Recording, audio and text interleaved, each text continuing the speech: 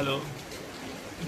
मेरा नाम आदित्य है और अभी मैं बॉम्बे में हूँ, एक सॉफ्टवेयर इंजीनियर हूँ।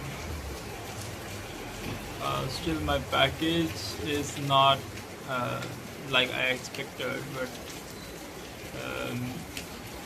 still struggling to get a package. मुझे बॉम्बे में 1 साल होने पे आ गया एंड 1 साल में तो इतना समझ आया कि जो एक्सपेक्ट करते वो तो नहीं मिलता, but I am still finding my way to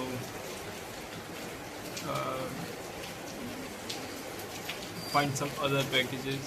other मैं अपने फैमिली को सपोर्ट नहीं कर पा रहा हूँ फ़िलहाल में, तो मैं अपने आप को ही सपोर्ट कर रहा हूँ अभी के लिए।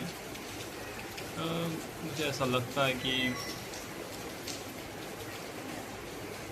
जब इंसान की उम्र 19-20 साल हो जाती है, वो एक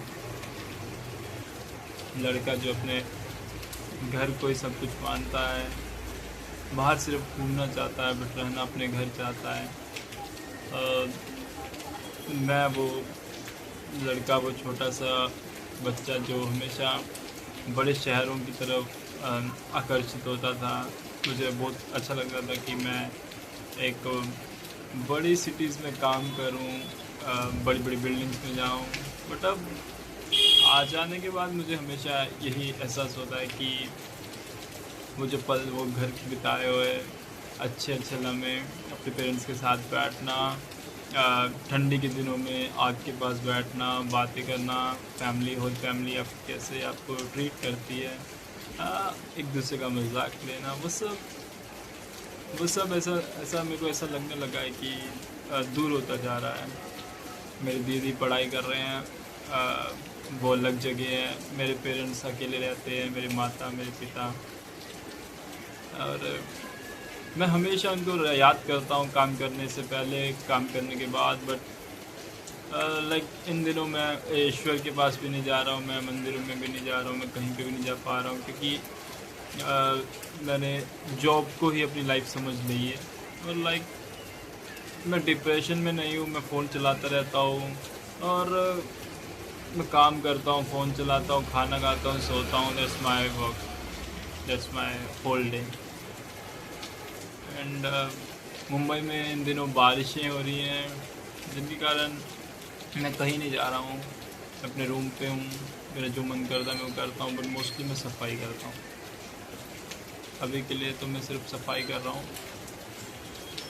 हाँ, मेरा जो सपना था उसको मैं भुलाता चला जा रहा हूँ। जो मैं सोचता हूँ तो मैं उसमें काम नहीं कर रहा हूँ। इन दिनों एक न्यूज़ बहुत वायरल हो रही है, जो प्रोटेस्ट चल रहे हैं जंतर मंतर पे या हर जगह। मुझे नहीं पता उसमें से नीट के कितने लोग हैं, नीट के कितने बच्चे हैं जिनके लिए वो प्रोटेस्ट है।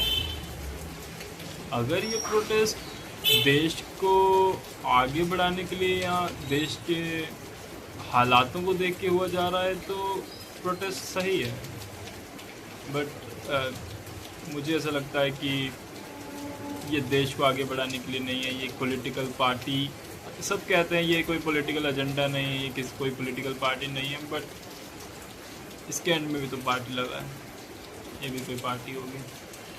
ये वो पार्टी है जो नीट को बोलते ना, किसी के कंधे पे बंदूक और किसी को निशाना, लाइक दिस, लाइक दैट। ये ऐसा ही है। ये सब एक आधार बना रखा है नीट का, इश्यूज़ का। ऐसा कुछ भी नहीं है। क्यों किसी को, मुझे नहीं लगता कि ऐसे डिजिटल इंडिया में किसी को भी किसी की पड़ी है। ये लोग किसी एजेंडा से आए हुए हैं। इनके नारे सुन के, इनके स्लोगन्स जो लिख रखे हैं, इन्होंने जो बंच बना रखे हैं अलग अलग जगह, मुझे नहीं लगता कि ये कोई नीट के प्रोटेस्ट में आए हैं। वांगचुक, सोनम वांगचुक को मैं देखता हूँ, हाँ हम सुनते आए उनके बारे में, उन्होंने लद्दाख में क्या किया, उनके ऊपर मूवी बनी, but that's not a right way कि आप हंगर प्रोटेस्ट पे चले जाओ कि एक इंसान का इस्तीफ़ा मांगने के लिए। नीट का एग्ज़ाम हो गया, नीट का रिज़ल्ट भी आ गया, नीट के बच्चे खुश हैं। हाँ, जिनकी मृत्यु हुई, हम हमेशा यही चाहते हैं क्योंकि घर वालों को शक्ति मिले, उनको एक अपना क्या बोलते हैं उसको,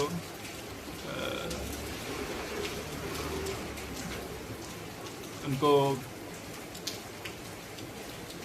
I don't know what that mean, but उनको, मेरी हिंदी थोड़ी कमज़ोर है, I am sorry for that, but सरकार को एहसास होना चाहिए कि किसी के घर के साथ कुछ बीतता है तो बुरा होता है। या मुझे नहीं लगता ये सरकार की गलती है कि वो किसको चुनती है। हमारे पेरेंट्स हमें जन्म देते समय नहीं पहचान पाते हैं कि वो बड़े होकर क्या बनेगा। वो एक गुंडा बन सकता है, वो एक मवाली बन सकता है, वो आईपीएस ऑफिसर बन सकता है। वो जब बड़े होते हैं, वो जब बच्चे छोटे से बड़ी उम्र के होते हैं, उनको तब एहसास होता है।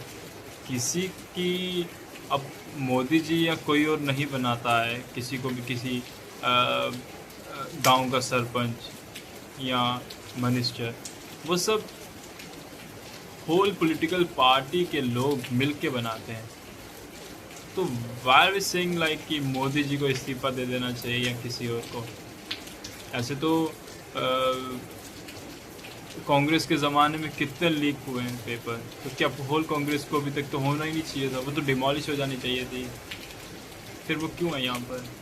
अगर ये बोलेंगे कि उनके टाइम पे किसी ने आत्महत्या नहीं करी, उनके टाइम पे इतनी मौत हुई आर्मी की, इतने आर्मी के जवान कश्मीर में मारे गए, वो सब पॉलिटिकल पार्टी भी तो कांग्रेस होल्ड कर रही थी उस समय, तो क्या इस्तीफ़ा नहीं देना चाहिए था?